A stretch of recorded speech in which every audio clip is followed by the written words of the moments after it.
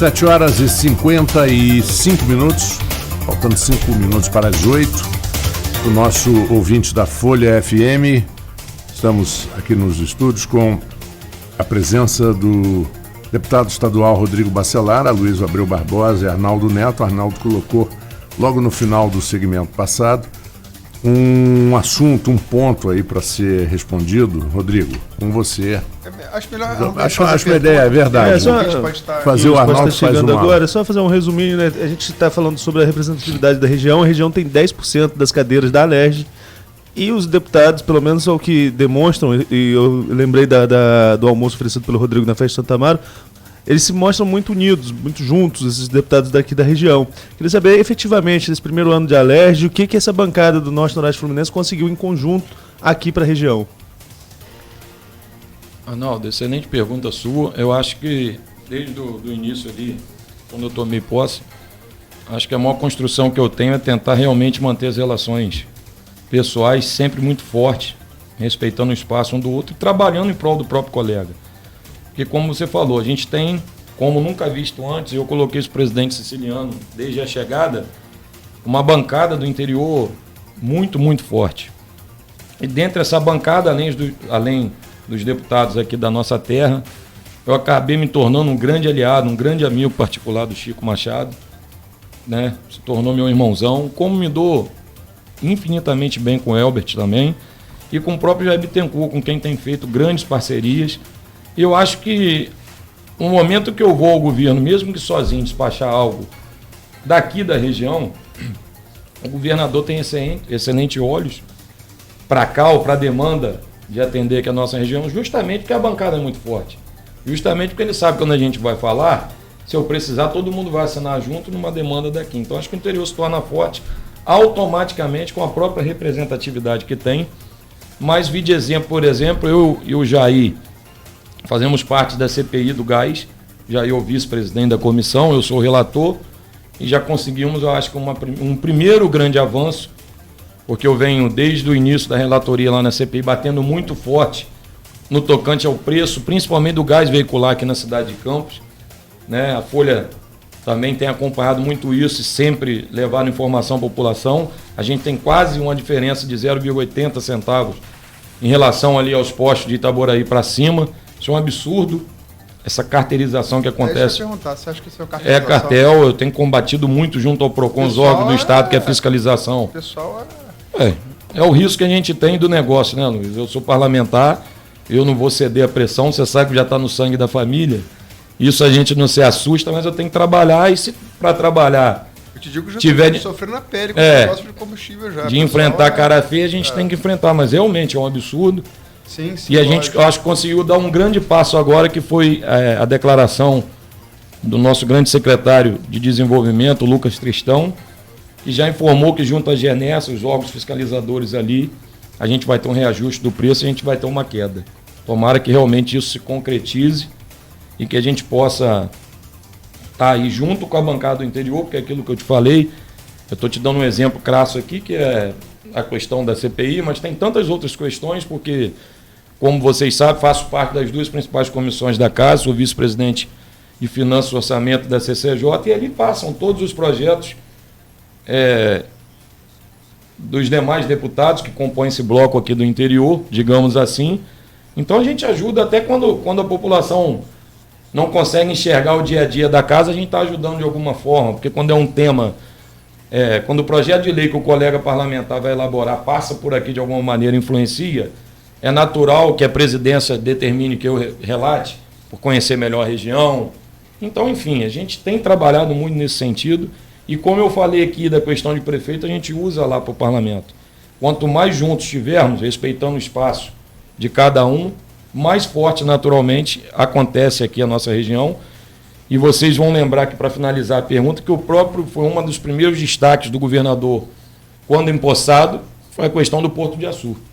Então você já viu o tamanho da importância ali que a gente tinha e também a sensibilidade do governador Wilson, logo quando tomou posse, em dar essa atenção especial para aquilo que eu considero um dos maiores fomentadores aqui da economia, que é o Porto do Açu.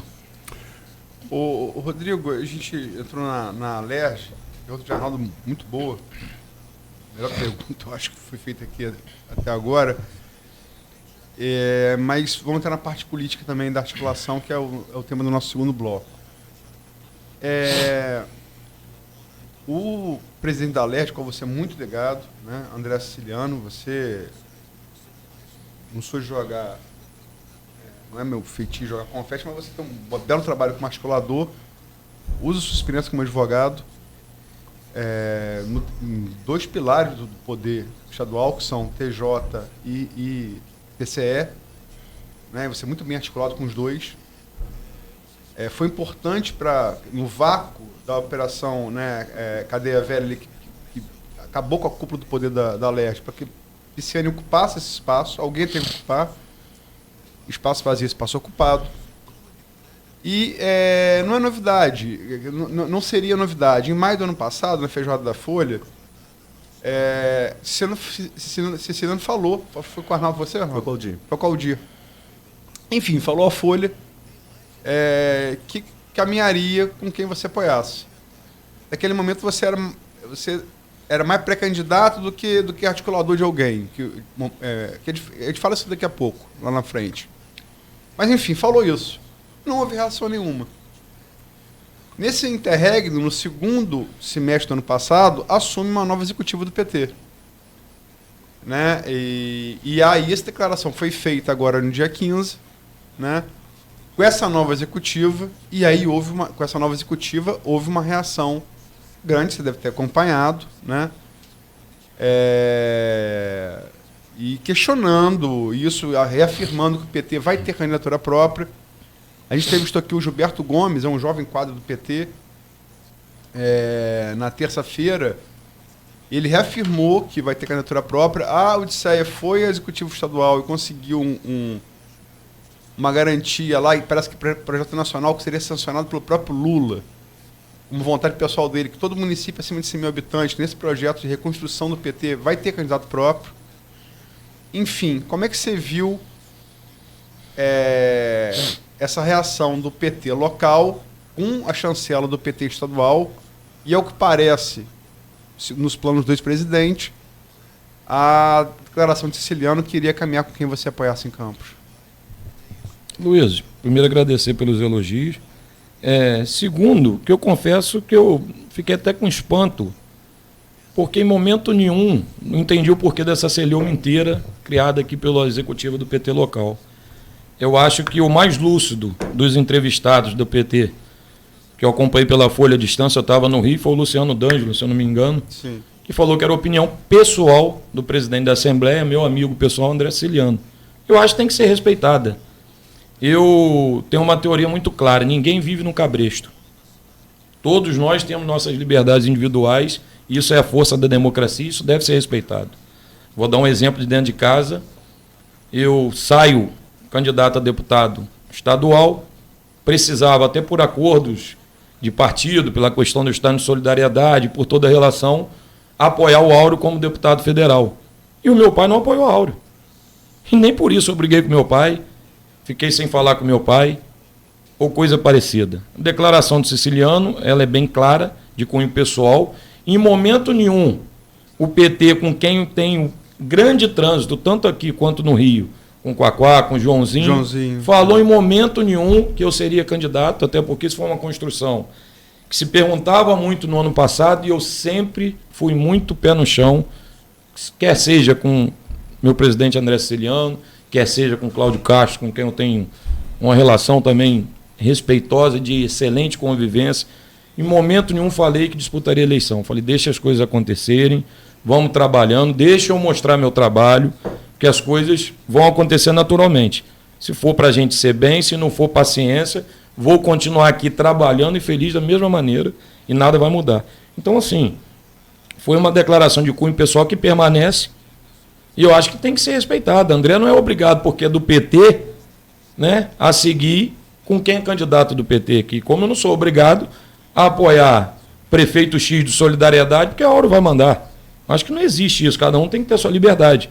Me dou extremamente bem com a linha normal, mas muito, um amigo pessoal do meu pai, me dou muito bem com a Odisseia, com quem trabalhei na Câmara o tempo que acompanhava meu pai como vereador, e que, inclusive, na campanha, Luiz, o que causa estranheza é isso. Essa celeuma inteira de candidato, mas na campanha me procurou para fazer uma dobradinha com o Zé Maria em alguns pontos da cidade. Quem te procurou? PT? Odisseia.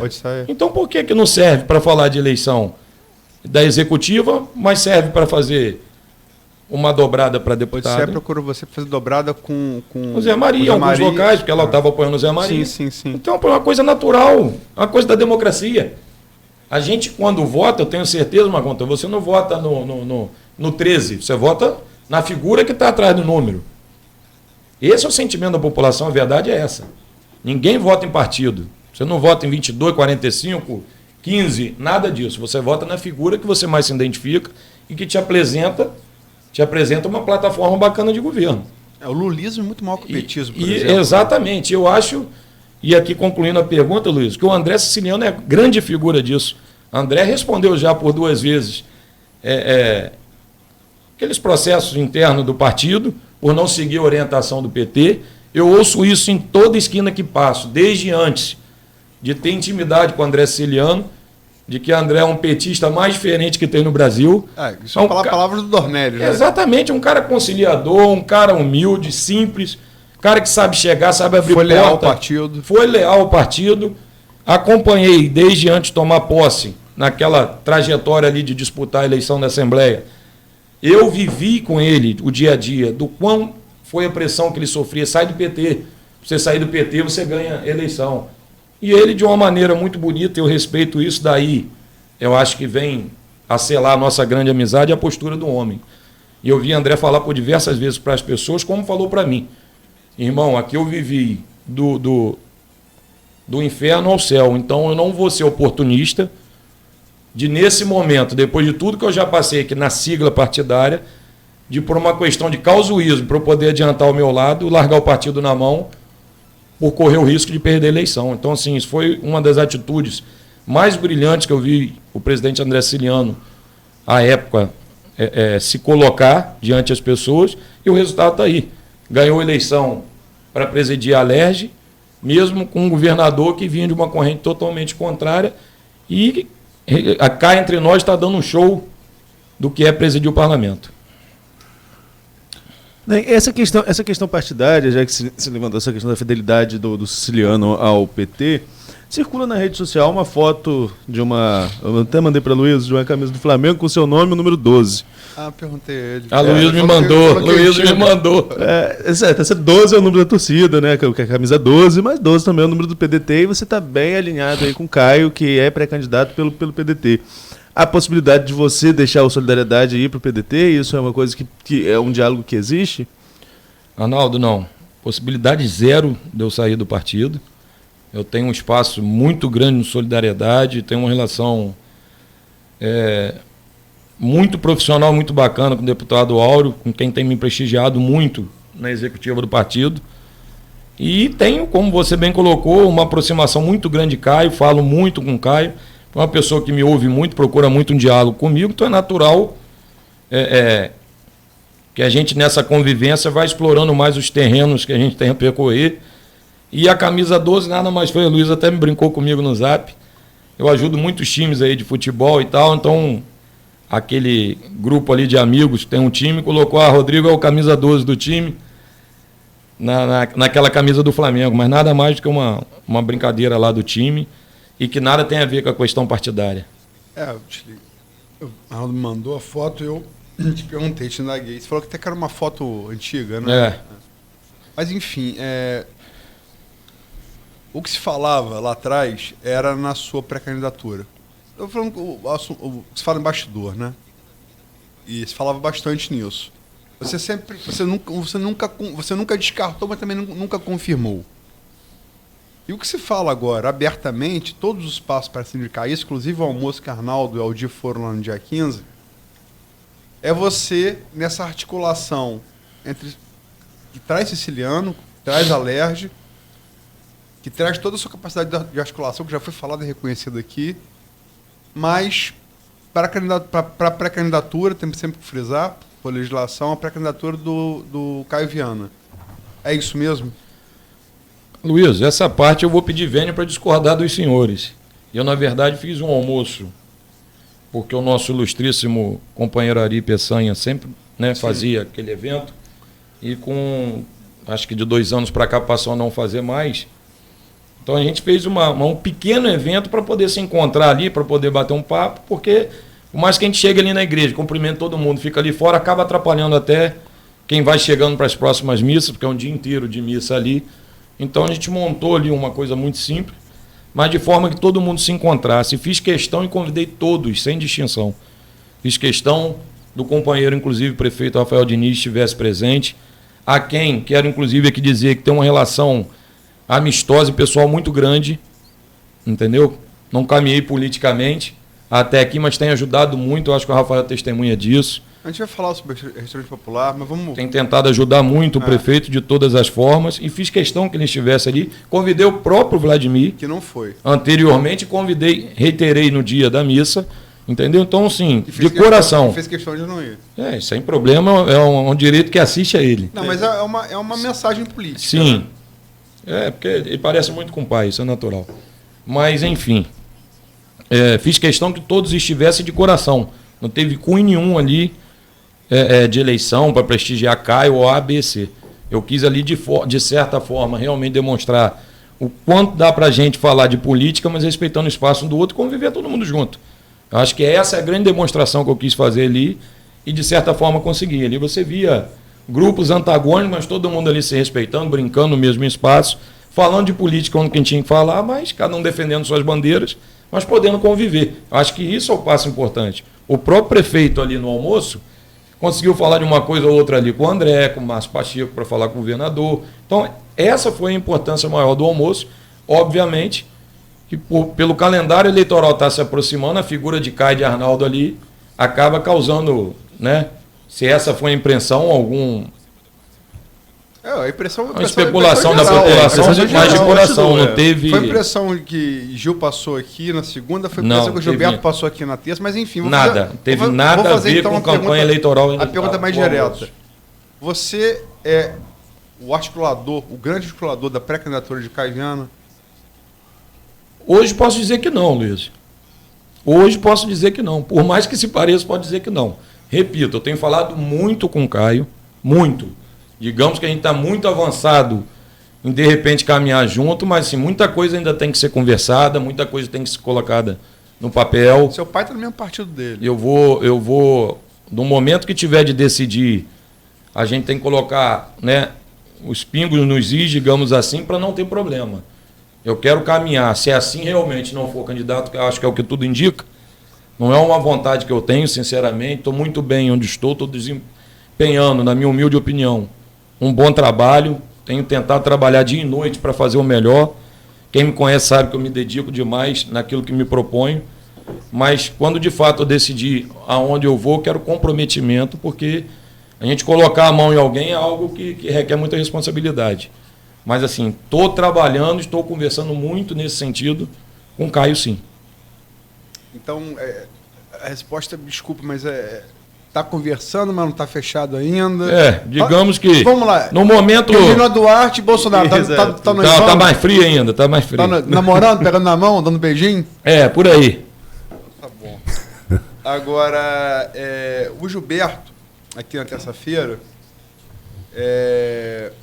ele colocou, no entendimento dele, esse acordo, que ele vê, e assim, você falou, eu discordo, sinta essa vontade para discordar de mim, de Arnaldo, de Marco, né?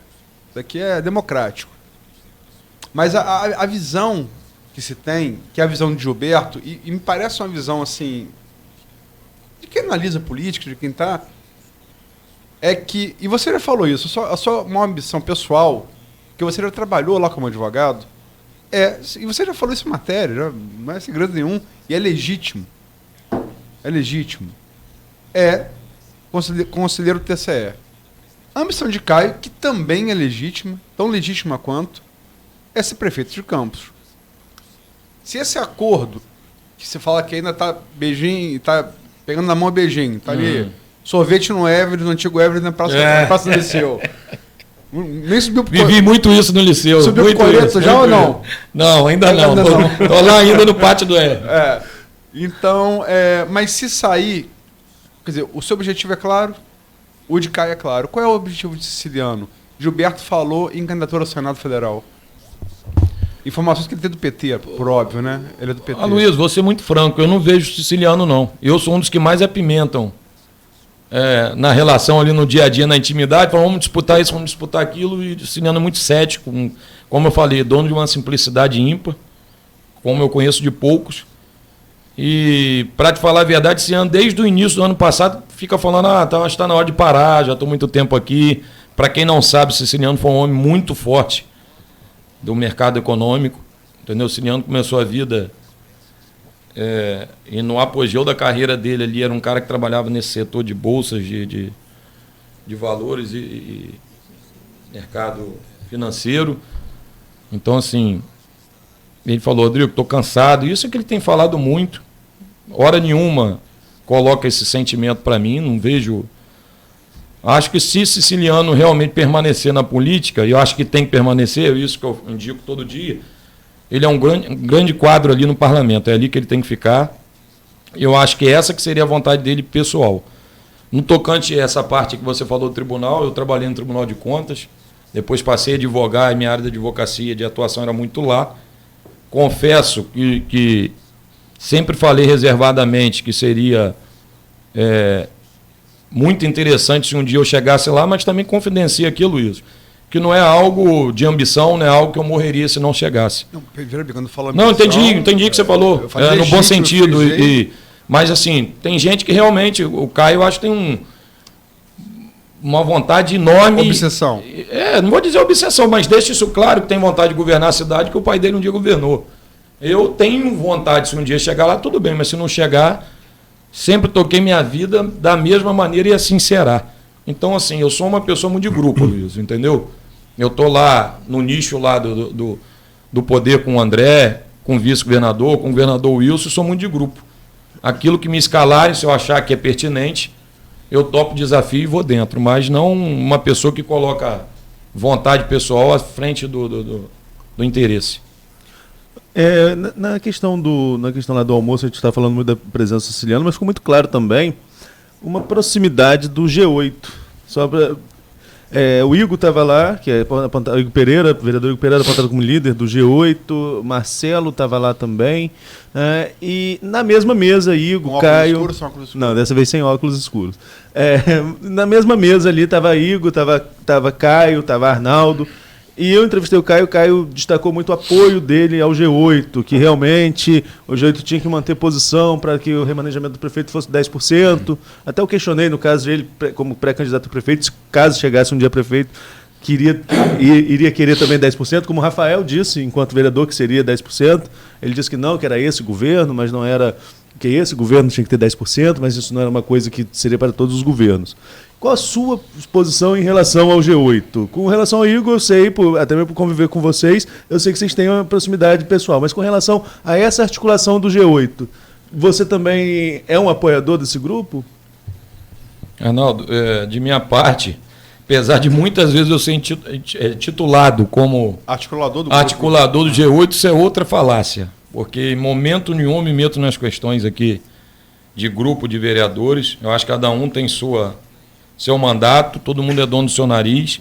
O que eu tenho, na verdade, como você bem ponderou, uma relação muito pessoal com a família Pereira, como um todo, como tinha aqui, vou saudar, porque dia 3 faz 2 anos de falecimento do companheiro Ralph, um amigo que eu tenho de infância, que inclusive trouxe a família Pereira a apoiar meu pai na primeira eleição de vereador, para quem não sabe disso.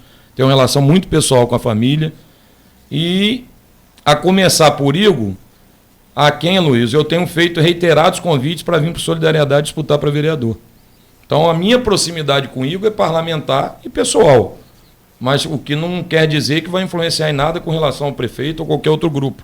Igor tem a liberdade de desenvolver o mandato dele da maneira que achar melhor.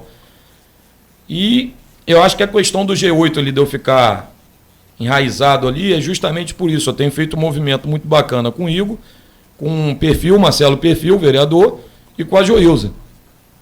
Quem foi minha diretora do Liceu, com quem eu tenho outra relação pessoal, morei muitos anos no Rio, dividindo apartamento com o Guilherme, filho dela. Então, enfim, são 3 vereadores que eu tenho buscado numa composição para futuro, olhando até para a minha questão de deputado, tentando manter próximo, tentando ajudar de alguma forma na eleição, para que depois eu tenha essa contrapartida, montagem de grupo pessoal, não de questão municipal, entendeu? Óbvio que nesse ínterim eles acabam perguntando o que vocês acham disso, daquilo, eu dou uma opinião, como dei, inclusive, a segunda parte que eu fui consultado, já foi aquela, quando a oposição fechou uma questão que votaria em 20, se eu não estou enganado. E ali, através de apenas uma consulta, uma pergunta deles, eu falei, eu acho que vocês têm que seguir a votação da oposição e acho, tá? Consideração pessoal, 20 está um bom tamanho, mas para quem me conhece sabe, eu sou um defensor do legislativo, eu sou muito contrário ao vereador, seja ele quem foi o prefeito, quem for, que entra muito a reboque de prefeito. Eu deixei isso bem claro desde que eu tomei posse. Governador, pode contar comigo, mas aquilo que eu achar que está indo contra a população ou está indo contra algo que a minha conduta pessoal não aprove, não conte com o meu voto. Então, assim, eu tenho essa liberdade e esse respeito no parlamento porque entrei dessa forma. E aqui fica uma dica, com todo respeito para os vereadores, eu acho que tem que ser assim. A gente tem que caminhar, tentar ajudar o executivo, claro, uma casa, um poder não anda sem o outro. Mas o vereador não pode abrir mão de suas prerrogativas de fiscalizar, de manter posição e de tentar ajudar o prefeito. Agora é natural, eu coloquei isso muito bem claro para o prefeito Rafael, isso aqui também muito particularmente, no verão passado, eu falei, irmão, política é assim, se chegar no ano que vem, rejeição estiver batendo no alto, todo mundo começa a pular ou buscar outros caminhos. Esse é o jogo da política em qualquer lugar, isso não é novidade para ninguém. Né? Então, é mais ou menos esse o processo, mas eu posso garantir a vocês, eu não tenho ingerência nenhuma com G8, G5, nada. Minha composição é política. Arnaldo botou o G8 e acho que a gente tem que falar mais sobre isso, mas eu queria deixar para o bloco seguinte, só queria, antes de encerrar esse bloco, colocar algumas questões aqui dos ouvintes e telespectadores que estão nos vendo pelo streaming. Até, Rodrigo, vou te pedir... De lá. Tá ficando para as pessoas te verem melhor. Beleza. Às vezes eu sei. Estou monitorando pelaquela. Aquela é interna. Aquela de lá. Perdão. Vamos lá. Raul, você fez a pergunta. Deputado, qual o seu projeto para inclusão e atendimento dos alunos nas NEEs, com NEEs nas escolas do Estado? Elise Rocha Gonçalves, professor universitário. Deputado, o senhor é contra ou a favor da saída da disciplina? Você pode responder? Curtinho. Curtinho? Contra ou a favor? O senhor é contra ou a favor da saída da disciplina de filosofia e sociologia do ensino médio? Sou contra. Bom dia, deputado, no estúdio, todos no estúdio, deputado Rodrigo. Até moral e cívica eu tenho saudade, Luiz. Fernando de Azevedo Lima, estou ligado, Rodrigo. Claudinho Piauí, dentre as entrevistas com os deputados, nesta conceituada da rádio, essa com o Rodrigo Bacelar está sendo um luxo, muito esclarecedora. Elinho Naim, bom dia a todos. Fernando Cordeiro, bom dia. César Lacerda, como está a ponte da integração? A ponte da integração foi um dos primeiros despachos que eu fiz no início do mandato. Conseguimos, inclusive, com o presidente André Ciliano, alocar a verba que faltava para a ponte, que era... Cheguei a despachar isso com o André falou que a gente trabalharia junto ali, os deputados aqui da região, para estar, de repente, colocando a verba que faltava, se eu não me engano era na casa de 31 milhões. Só que, para quem não sabe, o Tribunal de Contas embargou a obra sobre... Isso é o que me parece, tá, Luiz? Eu não tenho certeza, porque eu não vi. Estou falando aquilo que eu ouvi de alguns da parte técnica da secretaria, mas... ao que parece por questão de sobrepreço, problemas com a gestão passada, com o governo passado. Só falta esclarecer, né? Então, Então, a questão está agarrada junto ao Tribunal de Contas, porque está terminando de auditar para poder liberar a obra novamente. Mas acho que liberando, graças a Deus, o que era um pesadelo de muitos anos vai se tornar realidade. Você acha quanto tempo, se tivesse que estimar? Luiz, eu acho que esse ano, final do ano, no máximo, a gente tem que estar concluindo a ponte. Agora, repito, é uma coisa que depende também do tribunal. A gente tem que fazer pressão junto João Peixoto vai cortar a fita, né? Pode ser. Sem problema nenhum.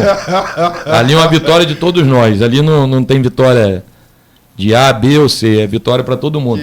Mas importante, inclusive, é que faça um apelo junto aos órgãos de imprensa, que faça essa pressão junto ao Tribunal de Contas, porque é importante que esse processo saia ali.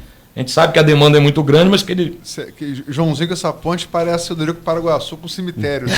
Mais ou menos. Eu falei com ele na campanha, falei, para de prometer a ponte, nós temos que entregar agora. Obra imortal de Dias Gomes, né? É verdade. E segundo Gugiz, parodiando o grande escritor campista Zé Cândido Carvalho na questão dos neologismos, né? Mas enfim, Fernando de Azevedo Silva, o fato de ser deputado não quer dizer que a pessoa tenha que se afastar dos amigos políticos, pré-candidato ou não. Edilson Cruz, bom dia. O Hospital Psiquiátrico Dr. João Viana, por ser pequeno, nem sempre é lembrado pela imprensa. Acontece como todos os outros hospitais filantrópicos, está passando, como sempre, por uma dificuldade enorme com a prefeitura. Isso é um tema bacana. Eu destinei da minha verba, da minha emenda parlamentar, R$400 mil para o Hospital João Viana. E houve um atraso na questão lá orçamentária junto ao governo, e isso foi no final do ano. Vou estar cobrando agora, porque reabre o orçamento, semana que vem, junto ao governador, para que que acredito que outros deputados tenham feito também, para que efetivamente essa verba seja logo destinada para cá. Vamos estabelecer mais um intervalo e na volta, Rodrigo, a minha colocação, eu queria que você falasse um pouquinho sobre isso. Nós vimos o que aconteceu com o G8 aqui, né, que alguns deputados de apoio ao prefeito saíram, né? Você já citou que em época de eleição isso acontece muito, quando o candidato sente que aquele caminho está um pouco prejudicado. Nós vimos algumas vezes a oposição, não só estadual, federal, se manifestar dizendo: eu voto contra, mesmo que seja bom, o que é um contrassenso, né? Mesmo que seja bom para o país. Eu queria que você falasse um pouquinho, porque hoje todo mundo fica sabendo disso. O eleitorado que não sabe disso já está diminuindo muito. E é aquele eleitor que realmente não tem conhecimento das coisas. E você acha que isso está sendo um tiro no pé para o político que constantemente age dessa forma? Esse é o assunto que eu queria que a gente falasse no próximo segmento. Tá bom? Vamos a um pequeno intervalo. Folha no Ar, primeira edição, volta daqui a pouquinho.